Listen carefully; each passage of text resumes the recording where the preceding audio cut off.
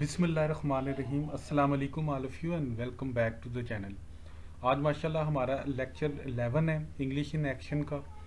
English in action का मतलब ये है कि जो रोज़मर्रा हमारी बातचीत होती है उसको इंग्लिश में कैसे करेंगे। जैसे मिसाल के तौर पे आज क्या पका है, या आज खाने में क्या है, खाना पकने में कितना वक्त लगेगा, आज खाना पकाने की आपकी बारी है या आज आपने खाना पकाना है, भूख से मेरी जान निकल रही है, या मुझे कुछ खाने को दो।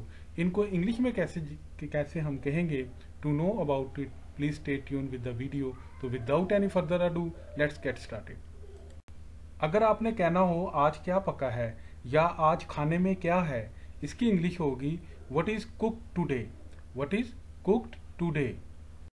अगर आपने कहना हो खाना पकने में कितना वक्त लगेगा या कितनी देर में खाना तैयार हो जाएगा, इसको इंग्लिश में कहते हैं how long will it take to cook the meal. How long will it take to cook the meal.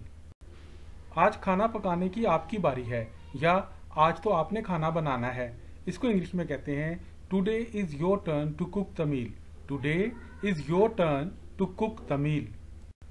अगर आपने कहना हो भूख से मेरी जान निकल रही है, या आप ये कहना चाहें कि मुझे बहुत सख्त भूख लगी है, तो इसको इंग्लिश में कहते हैं I am starving. I am starving. मुझे कुछ खाने को दे दो या मुझे कुछ भी खाने को दे दो, इसको इंग्लिश में कहते हैं give me something to eat. Give me something to eat.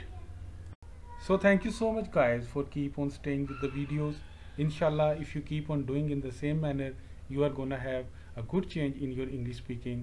Inshallah, see you again in next video. Till then, take care of yourself.